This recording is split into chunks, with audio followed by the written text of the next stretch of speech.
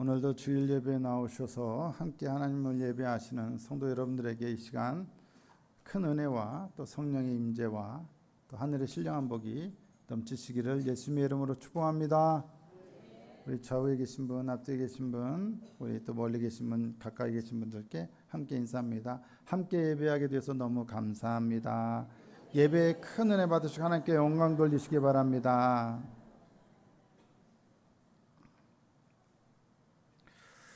오늘은 잠깐의 고난, 영원한 영광이라는 제목으로 하나님 말씀 선포하며 은혜 나누도록 하겠습니다.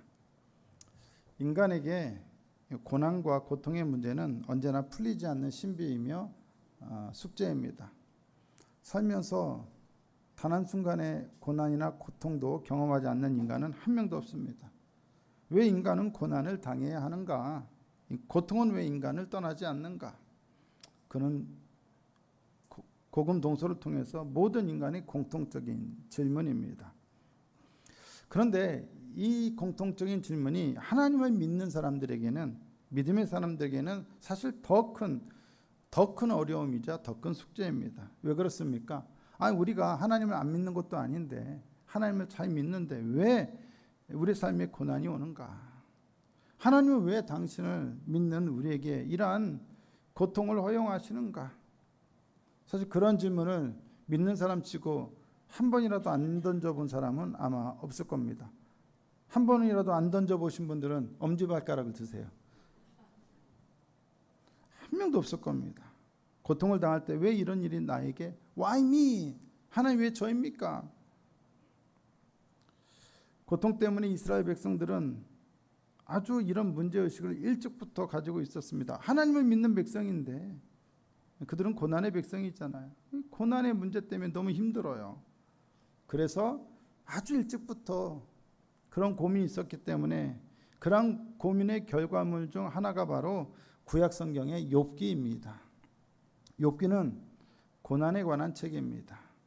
얼마 전 욥기를 읽는데 평소와 달리 어떤 말이 확 눈에 들어왔냐면 까닭 없이라는 말이 확 눈에 들어오더라고요. 까닭 없이. 사실 그게 욥기의 주제거든요. 고난은 고난인데 어떤 고난? 까닭 없는 고난. 그냥 욥이 잘못한 게 아니라 사탄이 욥을 건들고 싶은 거예요. 그래서 그 모든 문제가 발생했던 거죠. 그래서 욥기는 기본적으로 의인이 왜 까닭 없이 고난을 당해야만 하는가에 대한 문제의식에서 출발한 겁니다. 그러면 신약은 어떨까요? 고난에 대한 주제는 신약 여러 곳에서 곳곳에서 나오지만 신약 성경 중에서 고난만 집중적으로 다루는 책은 바로 베드로 전서입니다. 오늘로 베드로 전서가 마무리되죠. 이 베드로 전서는 신약 중에서 고난이라는 주제를 신학적으로 가장 깊이 있게 다루고 있는 서신입니다. 여러분, 고난에 대해서 관심이 있습니까? 없습니까? 없어요? 고난 당할 때 과연 그 고난이 관심이 없을까요? 사실 모든 사람들에게, 특히 믿는 사람들에게 고난은 늘 관심의 대상이에요. 왜 고난이 나에게 주어지지? 이 고통의 원인은 무엇이지?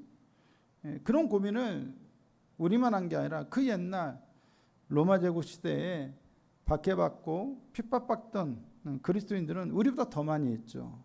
당연히 핍박받던 시대니까 얼마나 심각했겠어요. 그래서 베드로 전서를 이 베드로 사도가 쓸 수밖에 없었던 거예요. 고난에 대해서 아주 집중적으로 다룹니다. 그래서 이 베드로 전서를 뭐라고 말들을 하냐? 고난의 서신이라고 말을 합니다. 따라해 보실까요? 고난의 서신. 앞으로 베드로 전서 하면 고난의 서신 이렇게 알고 계시면 돼요. 이 베드로 전서가 고난의 서신인 이유는 무엇이냐? 무엇보다 이 베드로의 저작 동기와 주제 때문입니다. 베드로 전서는 처음부터 신앙 때문에 부당한 고난을 당하고 있던 그리스도인들을 위로하고 권면하기 위해서 쓰여졌습니다. 때문에 고난은 이 서신에 있어서는 주변적인 주제가 아니라 어쩌다 나온 다른 주제와 함께 같이 나오는 주제가 아니라 이 서신 전체를 관통하는 핵심적인 주제예요. 고난, 처음부터 고난, 끝에서 고난이에요.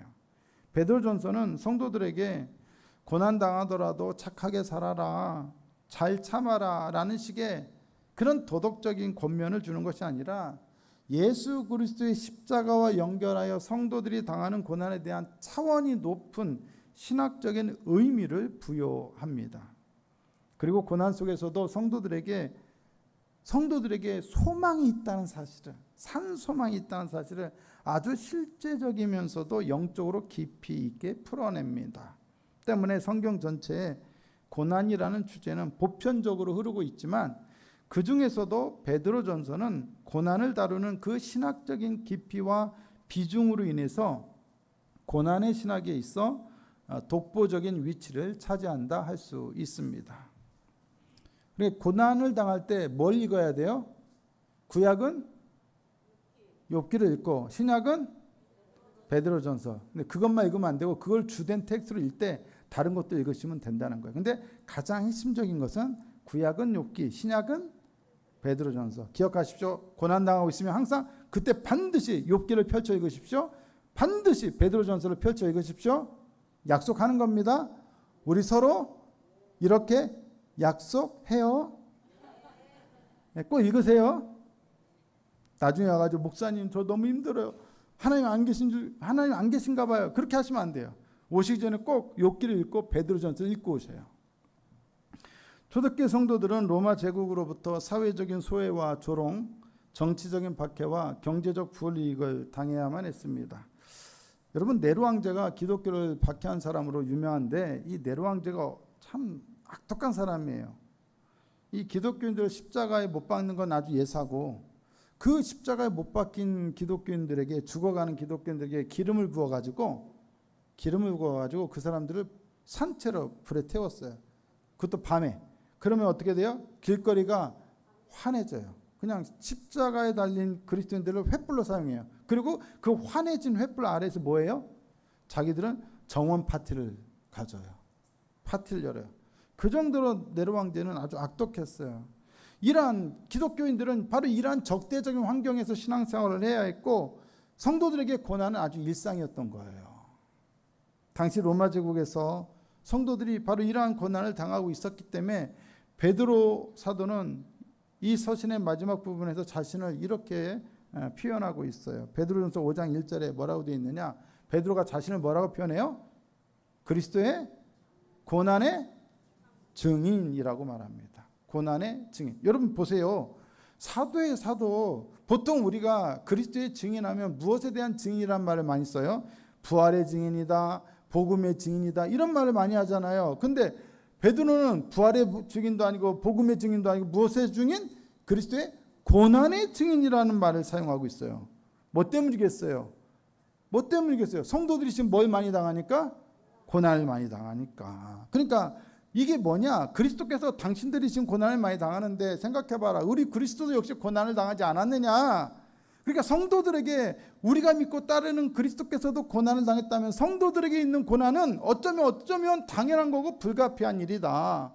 우리가 세상 사람들을 따르지 않고 예수님을 따르니까 당연히 그로 인해서 우리가 뭘 잘못했기 때문이 아니라 죄악이 많아서가 아니라 예수를 따르는 것 때문에 고난을 당하는 거니까 그것 때문에 너무 마음 상하지 말고 염려하지 말라라는 위로와 격려를 주고 싶었던 것이겠죠.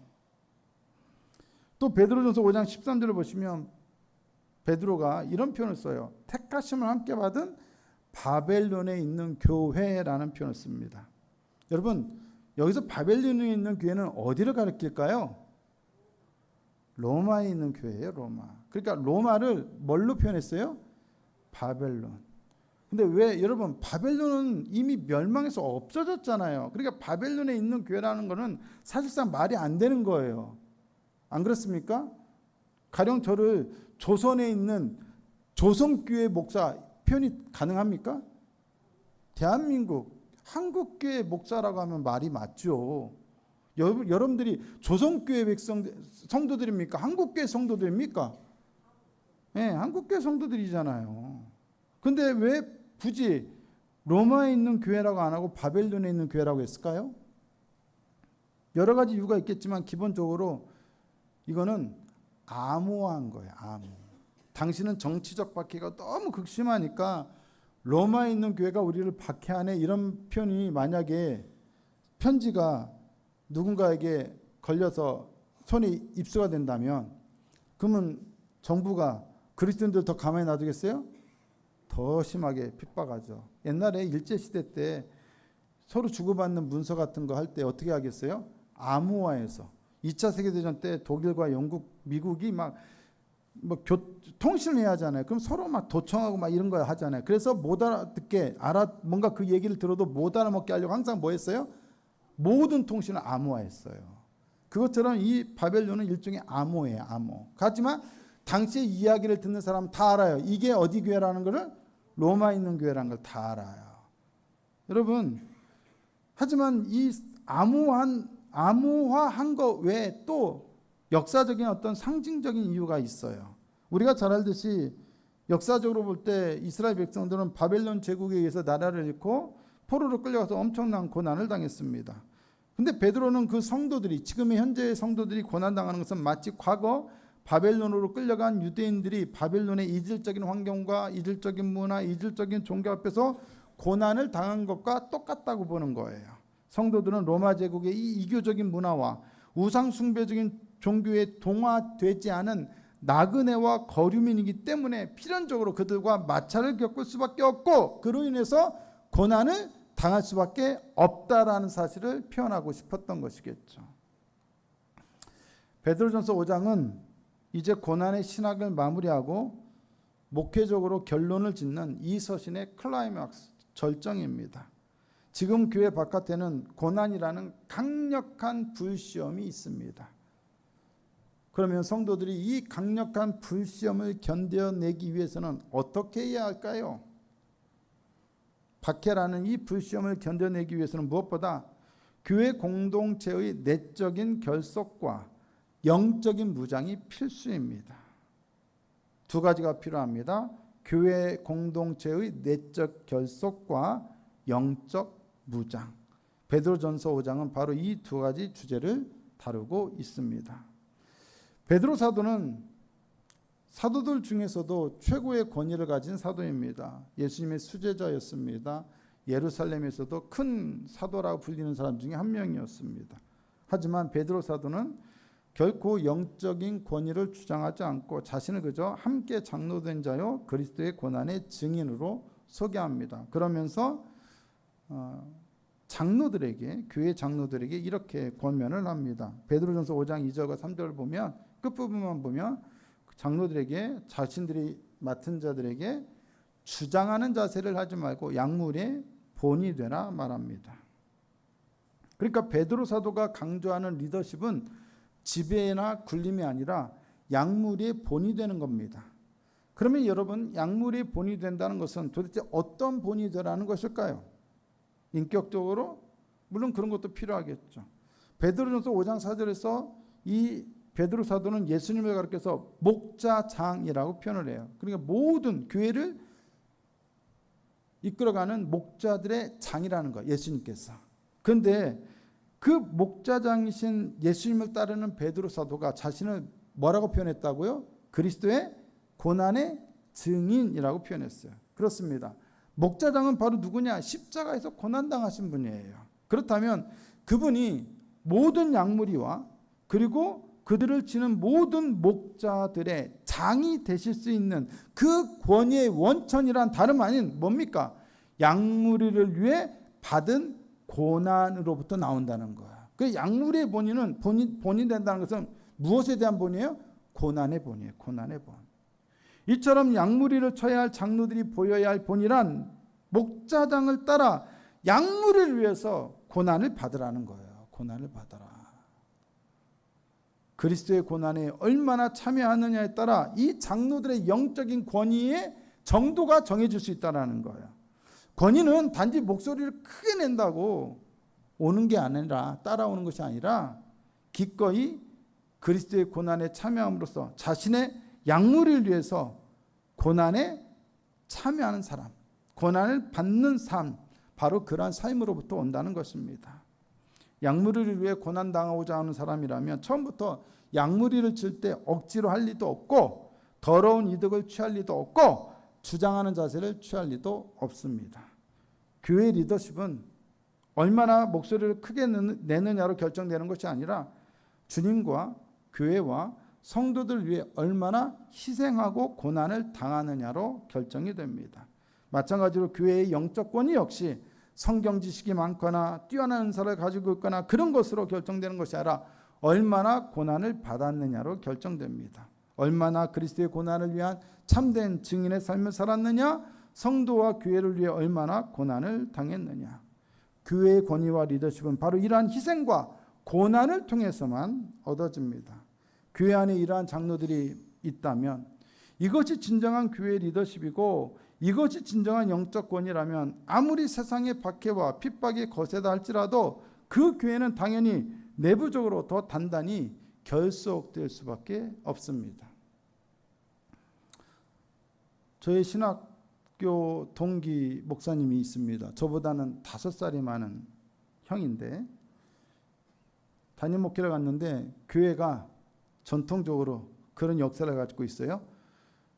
원래는 큰 교회였는데 3번 정도 갈라진 전통과 역사를 자랑하지 말아야 할 그런 전통과 역사를 가진 교회였어요. 그러니 그런 교회가 목회하기가 쉽겠어요? 어렵겠어요? 어렵죠. 사실 보통 어려운 게 아닐 겁니다. 목회를 열심히 해요. 성격도 원체 모범적인 사람이고. 근데 교회에 사실 아무리 담임 목사 열심히 해도 쉽게 뭔가 봉합이 안 되고 영적인 어떤 분위기가 형성되기는 어렵잖아요. 그런데 그 교회가 어느 날부터 담임 목사 중심으로 똘똘 뭉치기 시작했어요. 무슨 일이 있었느냐? 목사가 과로로 쓰러졌어요.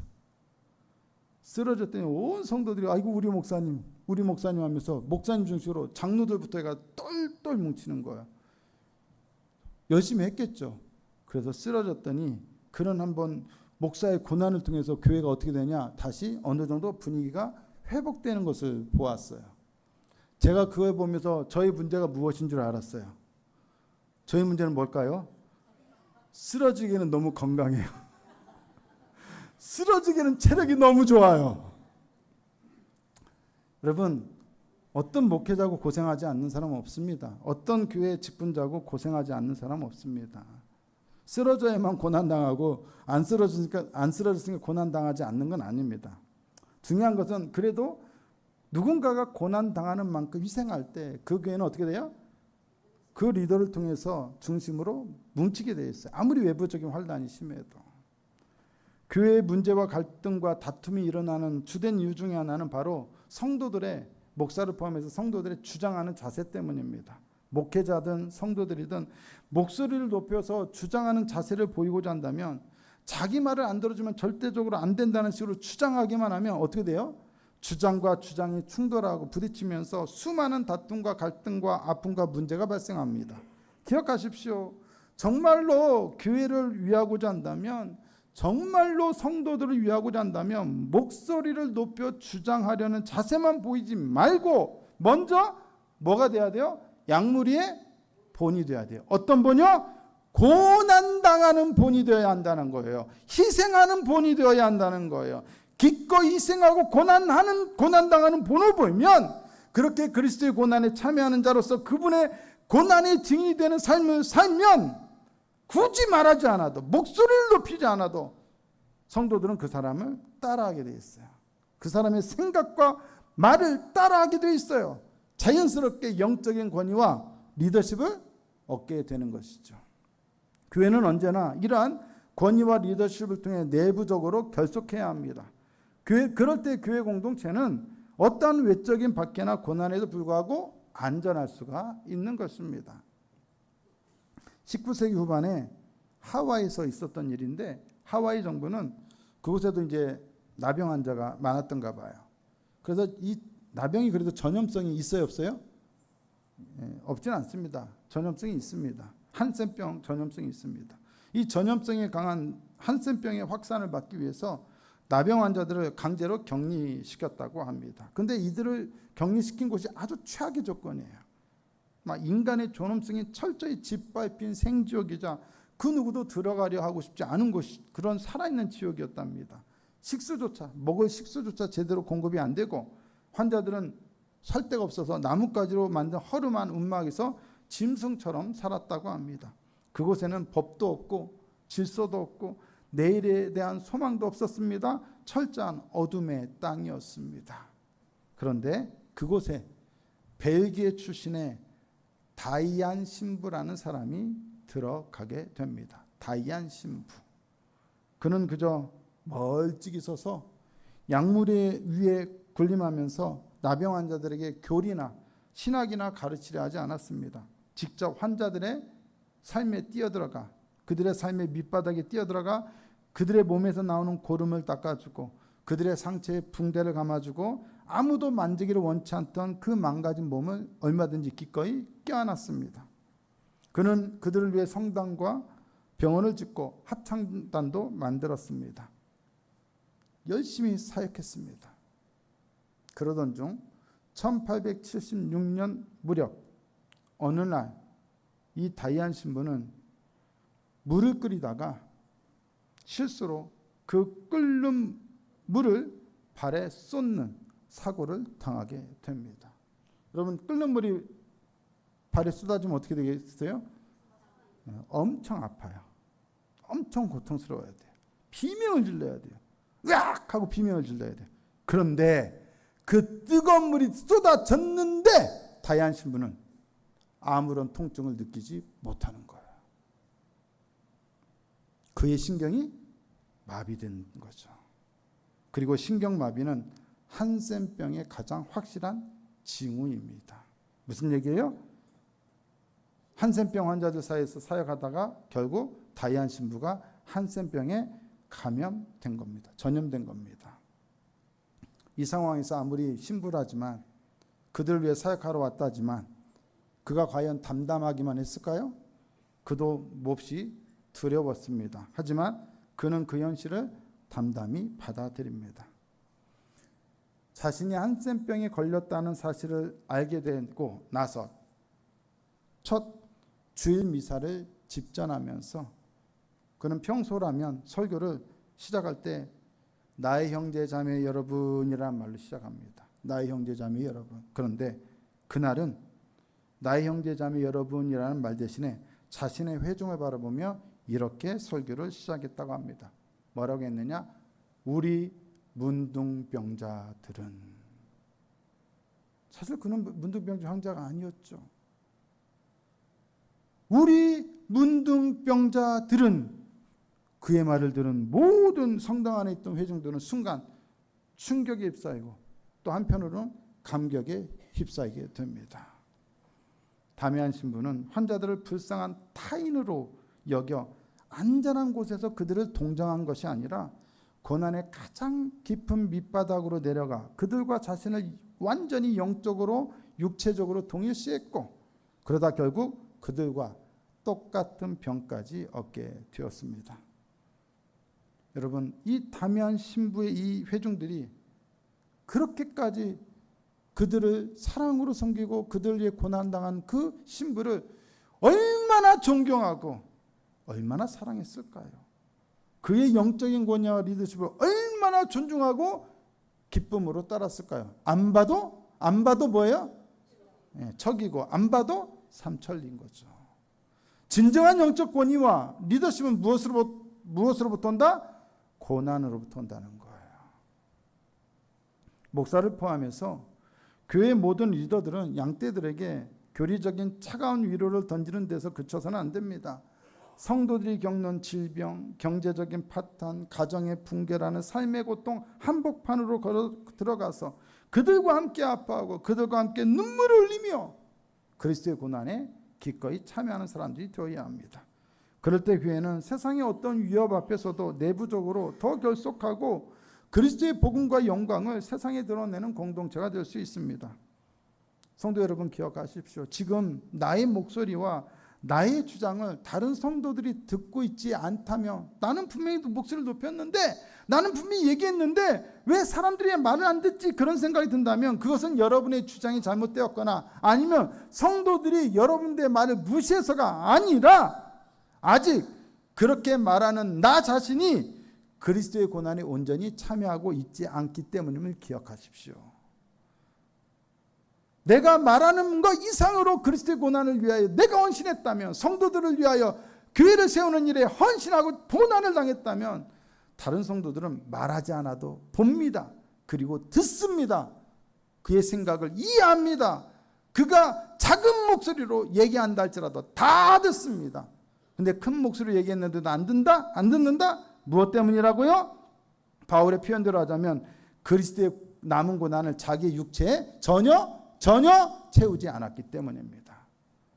그러므로 여러분, 말보다는 삶으로, 특히 교회와 성도들 위한 고난의 삶으로 보여줄 때 교회는 더 결속되고, 외부적 어떤 고난이 있어도 교회는 복음의 능력으로 얼마든지 그 고난을 이겨낼 수 있다는 사실을 늘 기억하시기를 예수님의 이름으로 축복합니다. 베드로 사도는 장로들에게만 권면하는 것이 아니라 젊은 자들에게도 권면합니다. 장로들에게 뭐 하라고? 순종하라고.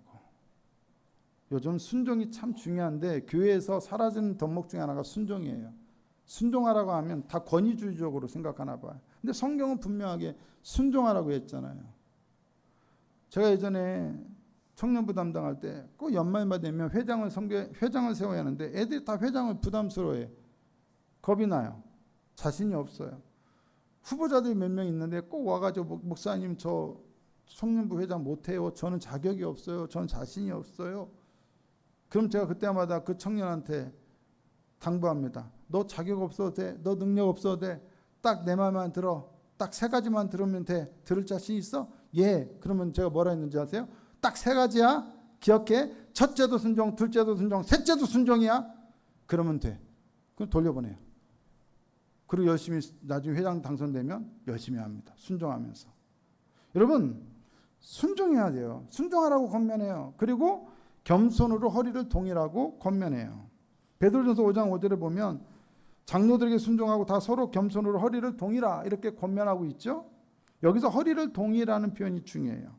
이거는 이 허리를 동이라고 번역된 이 헬라어는 고대 사회에서 노예나 종들이 주인을 섬기기 위해서 노동을 시작할 때 작업복 위에 두르던 하얀 앞치마를 지칭하는 단어에서 온 말이에요. 그러니까 예수님께서 최후의 만찬 자리에서 요한복음에 의하면 친히 제자들의 발을 씻겨주기 위해서 어떻게 하셨어요? 허리에 수건을 두르셨죠. 그거예요. 그게 앞치마 겸 수건이에요. 그러니까 이 앞치마는 무엇을 상징하냐? 종들의 상징이에요. 노예들의 신분을 상징하는 거예요. 그러니까 겸손으로 허리를 동이라는 말은 성도들이 서로를 섬기기 위해서 종의 앞치마를 두르라는 거야. 네 앞에 종의 앞치마를 둘러라. 종의 앞치마를 둘러라. 노예의 앞치마를 둘러라. 그리고 그렇게 섬기라 이거예요. 자기를 기꺼이 누구처럼? 노예처럼 여기라는 거예요. 장로들이 주장하는 자세를 하지 말아야 하는 것처럼 젊은 사람들도 순종해야 하고 또 겸손으로 허리를 동여야 해요. 장로들은 예수님과 같은 마음으로 양무리를 섬겨야 하고 젊은 사람들은 예수님을 대하듯 장로들에게 순종하고 겸손으로 허리를 동여야 돼요. 그냥 요즘은 그냥 순종하라면 그냥 먼저 뭔가 반감부터 생기는 경향이 있는데 그러면 안 된다는 거예요. 겸손하게 허리를 동여야 돼요. 장로들에게, 교회 어른들에게, 권사님들에게, 안수 집사님들에게, 다른 어른들에게. 젊은 사람들은, 여기서 젊은 사람들은 사실은 나이가 젊다는 게 아니라 목자들의 지도를 받는 모든 성도를 가르쳐요. 리더십이 중요한 만큼 펠로우십이 중요해요. 아무리 리더십이 좋아도 성도들이 안 따라주면 됩니까? 안 됩니까? 안 돼요. 리더십 세워지지 않아요. 그래서 모든 교회는 리더십만 중요하지 않고 펠로우십도 중요해요. 순종해주는 성도들이 있어야 돼요. 이렇게 영적인 권위와 순종하는 마음과 겸손한 섬김이 함께 맞물릴 때 교회는 아름답게 세워질 수 있습니다.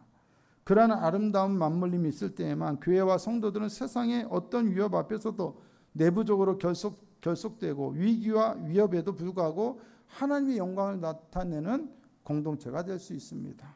그리고 이러한 공동체는 하나님께서 자신을 돌보실 것을 굳게 믿고 모든 염려를 다 주님께 맡길 수가 있게 되는 것입니다. 베드로전서 5장 7절을 보세요. 이런 공동체가 되면 어떻게 된다? 시작. 너희 염려를 다 주께 맡겨라. 이는 그가 너희를 돌보심이라.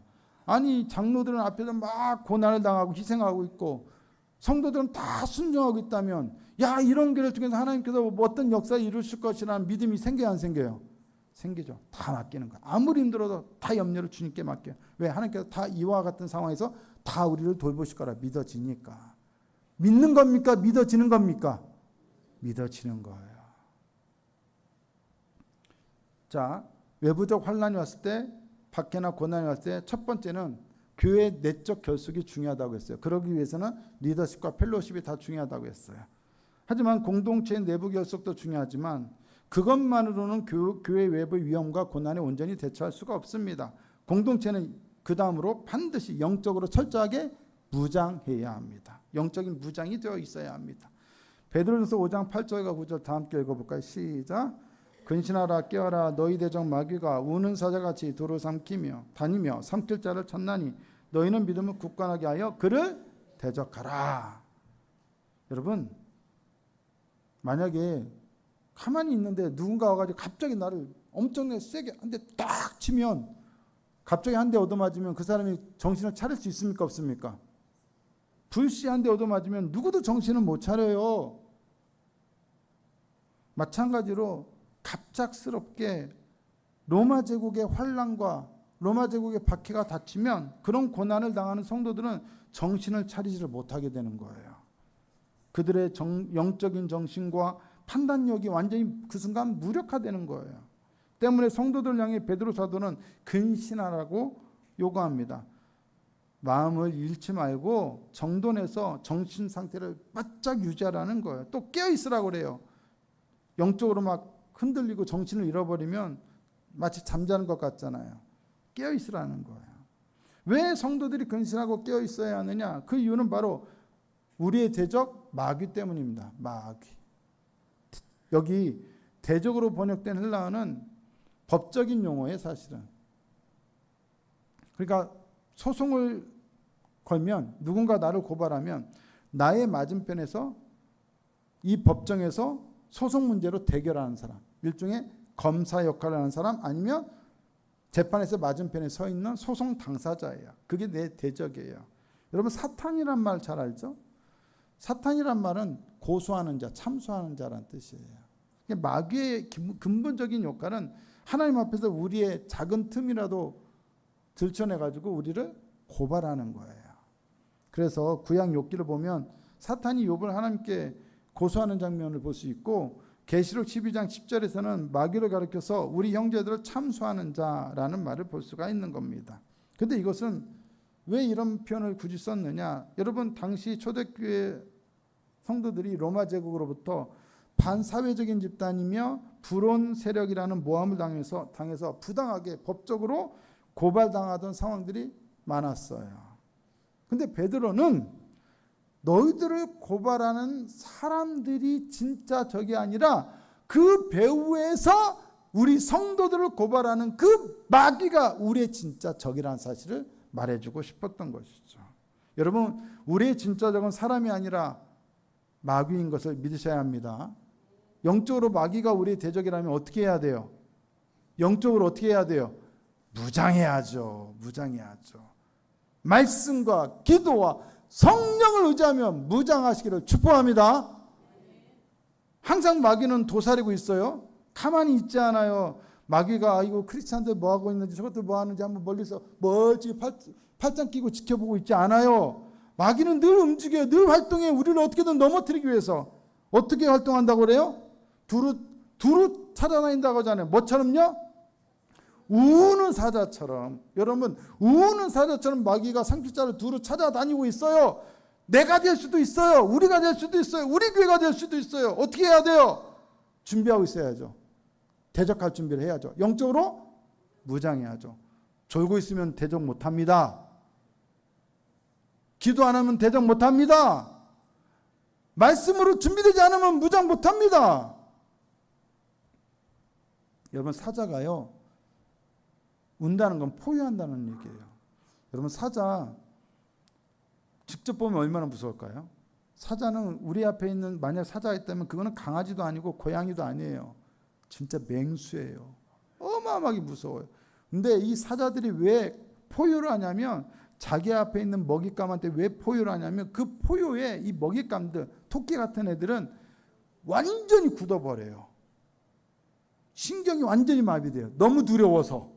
그래서 도망칠 생각도 못해요. 딱 굳어가지고 도망치도 못하고 그 순간 완전히 얼어버리면 사자는 아주 간단하게 삼켜버리는 거죠. 그러니까 마귀가 우는 사자처럼 포효를 한다는 것은 우리에게 로마 제국을 통해서 엄청난 환난과 박해를 줘가지고 그 공포심에 우리가 마비돼가지고 내가 예수를 믿는 믿음의 사람인데 이 믿음조차 어떻게 한다는 거야? 떨어지게 만드는 거예요. 그럼 믿음이 떨어지면 그 순간 마귀는 어떻게 해요? 와가지고 우리를 맛있게 먹겠습니다 하고 딱 삼키는 것이죠. 마귀의 목적은 뭐예요? 우리 믿음을 떨어뜨리는 거예요. 마비시켜가지고 너무 공포에 질려가지고 이 고난이 너무 무서워서 내가 예수 믿는 사람인 것조차 까먹어요. 오직 두려움밖에 몰라요. 믿음이 떨어져요. 그래서 성도들은 우는 사자 같은 마귀 때문에 근신하고 끼어 있어야 합니다. 그래서 무엇보다 어떻게 하냐? 믿음을 굳건하게 해야 돼요. 왜? 마귀의 타겟은 바로 우리의 믿음이기 때문에. 우리의 믿음을 어떻게든 어떻게 하려고? 무너뜨리려고 하니까. 공포심 때문에. 너무 고난이 힘들어서 나 예수 안 믿어 하는 사람이 생긴다니까요. 분명히. 그게 내가 아니란 장담을 어떻게 할 수 있어요? 그래서 굳건하게라는 것은 바위처럼 흔들림 없는 상태를 가리켜요. 그러니까 적들이 쳐들어오면 여러분 적들이 쳐들어오면 어떻게 해야 돼요? 내가 맡고 있는 진지, 초소를 목숨을 걸고 막아내는 거예요. 그게 굳건하게 해요. 적들이 쳐들어오네 하고 몰라 도망가면 등을 돌리고 도망가면 어떻게 해요? 이미 마귀에게 먹히는 거예요. 등을 돌리면 안 되고 맞서 그 진지를 지켜내는 거 이게 굳건하게 하는 거예요. 우리 믿음을 그렇게 근실하고 깨어서 대적함으로써 믿음을 굳게 대적해야 한다는 거예요.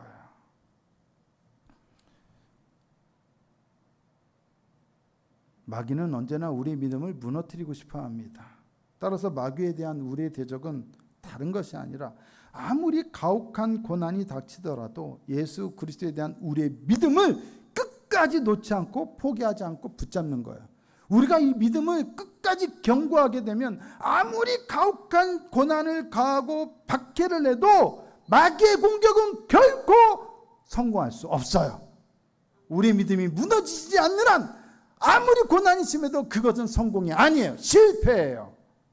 그러므로 여러분 마귀에 대한 우리의 강력한 대적, 강력한 영적인 방어는 다른 것이 아니라 뭐다? 믿음을 굳게 하는 것이다. 믿음을 포기하지 않는 것이다. 믿으시면 아멘. 마귀는 성도가 두려워서 도망칠 때는 꿀꺽하고 삼키지만 믿음으로 당당하게 맞설 때는 단 한 걸음도 성도들을 넘보지 못하게 되는 거예요. 그게 마귀를 대적하라는 말씀의 의미인 것입니다. 이러한 가혹한 고난에도 불구하고 우리가 믿음이 약해지지 않고 파괴되지 않고 굳건하게 해서 도리어 마귀를 대적하면 어떻게 될까요? 잠깐 고난을 당한 우리를 하나님께서 그리스도 안에서 당신의 영원한 영광에 들어가게 하십니다. 베드로전서 5장 10절입니다. 함께 읽어보실까요? 시작. 모든 은혜의 하나님 곧 그리스도 안에서 너희를 부르사 자기의 영원한 영광에 들어가게 하시니까 잠깐 고난을 당한 너희를 친히 온전하게 하시며 굳건하게 하시며 강하게 하시며 터를 견고하게 하시리라. 성도 여러분, 고난은 결코 성도의 마지막 마침표가 될 수 없습니다. 성도의 마지막 마침표는 뭐예요? 영광입니다. 그것도 영원한 영광입니다. 모든 은혜의 하나님께서 그렇게 만들어 주실 것입니다. 우리를 온전하게 하시고 굳건하게 하시고 강하게 하시고 터를 견고하게 하실 겁니다. 최후의 날 우리는 그 완성을 보게 될 것입니다. 믿으시면 아멘. 그런데 우리는 속으로 이렇게 완성시킬 거면 그래도 이왕이면 박해나 고난도 없고 고통이나 두려움 없이 이루어주시면 좋을 텐데 왜 꼭 이렇게 힘든 삶의 여정을 겪게 하실까 하는 질문이 생깁니다. 여러분 그런 질문 안 생깁니까? 그에 대해서 네덜란드 출신의 코리 텐범 역사는 우리에게 좋은 설명을 해줍니다. 그녀는 2차 세계대전 유대인들을 도왔다는 이유로 수용소에 갇혀서 언니를 잃고 아버지가 비참하게 죽는 것을 목격했습니다. 정말 인간이 겪을 수 있는 고난의 밑바닥까지 경험해 본 사람이에요. 하지만 전쟁이 끝난 후에 세계 곳곳을 다니며 고난 속에 어떻게 하나님의 뜻과 은혜가 존재하는가라는 주제로 강연을 하고 자신의 삶과 신앙에 대해서 간증을 했습니다. 강연할 때 이 코리 텐블 연사는 자신이 직접 짠 십자수 작품을 보여주는데 십자수 작품의 뒷면을 보여줍니다.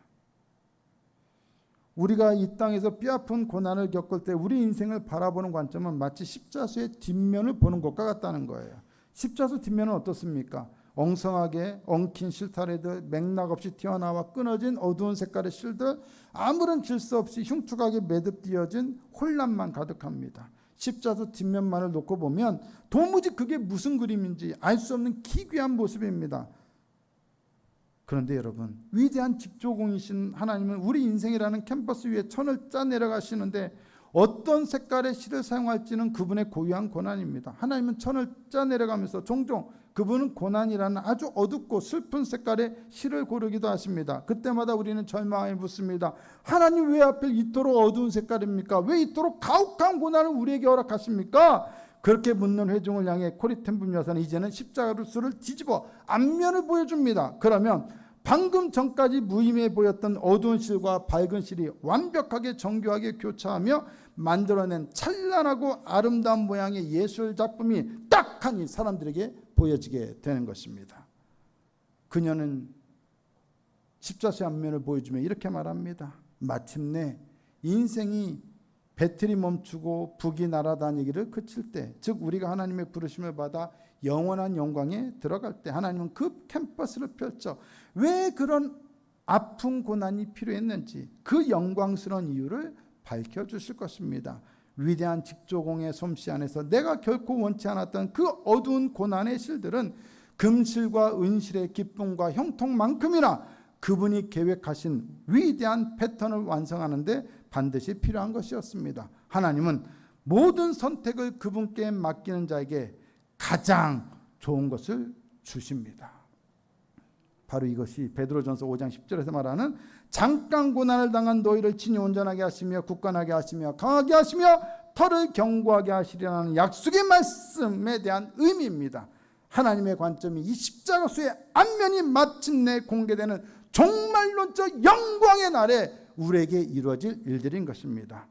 우리는 유한한 존재이기에 왜 내 인생이 원치 않는 질병, 뼈아픈 사별, 사업의 실패, 신앙을 지키기 위한 극심한 고난이라는 어두운 실이 짜여 들어오고 있는지 그 섭리를 다 이해할 수는 없습니다. 하지만 모든 은혜의 하나님은 결코 실수하지 않으십니다.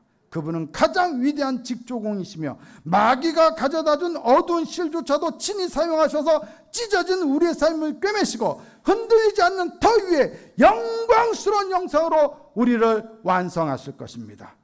고난은 잠깐이지만 영광은 영원합니다. 하나님께서 그렇게 되도록 모든 은혜로 우리의 짧은 인생과 모든 만물과 온 우주를 그렇게 완성해 가고 계시면 여러분 믿으시기 바랍니다. 베드로전서는 그렇게 믿고 나아가는 자들을 위한 서신이며 또한 모든 믿는 성도들이 고난 중에도 그렇게 믿고 나아가도록 우리를 위로하고 권면하고 격려하는 서신입니다. 여러분 고난을 당할 때 항상 이 서신을 펼쳐 읽으시며 그럼에도 불구하고 하나님 실수하지 않으신다. 완벽하게 우리 인생을 완성하실 것이다. 지금 잠깐 고난을 당해도 우리는 영원한 영광에 들어가게 될 것이다. 그렇게 믿고 주님께 나아가는 저와 여러분 다 되실 수 있기를 예수님의 이름으로 축복합니다. 우리 같이 찬양하고 기도합니다.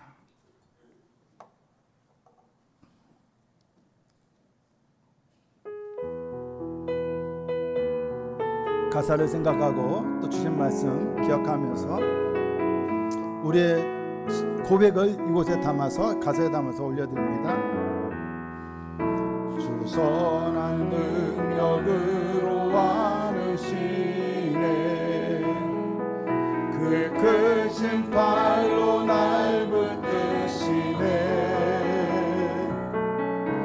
절망 속에도 흔들리지 않고 사랑하는 주 얼굴 구하리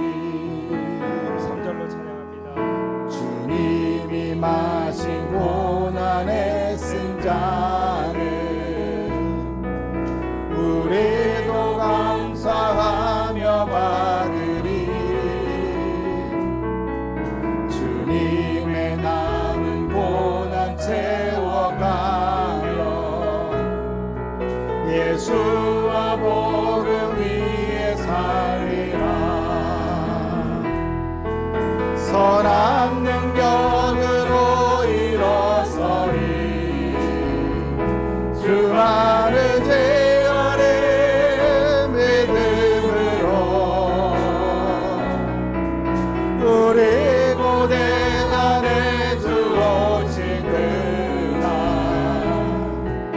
영광의 새날을 맞이하리. 선한 능력으로 일어서리 주만을 제어해 믿음으로 우리 고대 안에 주 오신 그날 승리의 새날을 맞이하리. 이 말씀을 기억하며 그렇습니다. 지금 비록 주님의 남은 고난을 육체에 채워가는 삶을 살아가고 그로 인해서 많은 고난이 있을 수밖에 없지만 우리는 주님 오시는 그날 영광의 새날을 맞이할 것을 믿습니다. 승리의 새날을 맞이할 것을 믿습니다. 고난은 잠깐이지만 영광은 영원할 줄 믿고 하나님이 우리 인생을 완성하실 것을 믿기에 하나님 이때 이 고난의 때에도 끝까지 믿음을 지켜 우는 우리의 대적 마귀를 믿음으로 대적할 수 있도록 도와주시옵소서. 말씀을 기억하며 하나님 앞에 기도하며 나아갑니다. 살아계시고 역사하신 하나님 은혜와 사랑을 감사합니다. 고난은 우리를 더 힘들게 합니다. 우리 삶엔 다양한 고난과 고통이 옵니다. 그때마다 왜 하나님 나에게 고난을 허락하십니까 외칠 수밖에 없습니다. 하나님 그러나 주님은 우리의 삶을 견고하게 하실 것이며 완성하실 것이며 아름답게 하실 것입니다. 잠깐 고난은 당하지만 우리는 영원한 영광에 들어가게 될 것입니다. 영광의 새날을 맞이하게 될 것입니다. 승리의 새날을 맞이하게 될 것입니다. 그것을 믿고 하나님 지금 오늘 사도와 같이 삼겹살을 두루 찾아다니는 마귀에게 믿음을 굳건하게 하여 대적할 수 있도록 도와주시옵소서. 고난에도 우리 믿음이 떨어지지 않게 하시고 깨어지지 않게 하시고 약해지지 않게 하시고 끝까지 견고한 믿음으로 주님께 영광 돌리며 하나님의 나라와 복음을 위하여 살아갈 수 있는 우리 인생 영원한 천국을 바라보며 살아가는 인생이 되어 하나님 우리 인생의 마침표가 고난이 아니라 영광이 되게 하여 주시옵소서. 역사하여 주시옵소서. 반드시 우리 인생의 마침표는 고난이 아니라 영광의 날이 될 것을 믿기에 아무리 많은 고난이 있을지라도 고통이 있을지라도 영광의 새날을 맞이할 것을 믿고 영광의 날에 들어갈 것을 믿고 하나님 우리의 믿음을 나약하게 하지 않고 굳건하게 하여 우는 사자와 같이 산길자를 두루 찾아다니는 마귀에게 대적할 수 있는 우리들 되게 하여 주셔서 교회를 살리고 복음을 위하여 하나님 나라를 위해 살아가는 우리들 되게 하여 주시옵소서. 예수님의 이름으로 기도드리옵나이다. 아멘. 교회 소식 전해드립니다.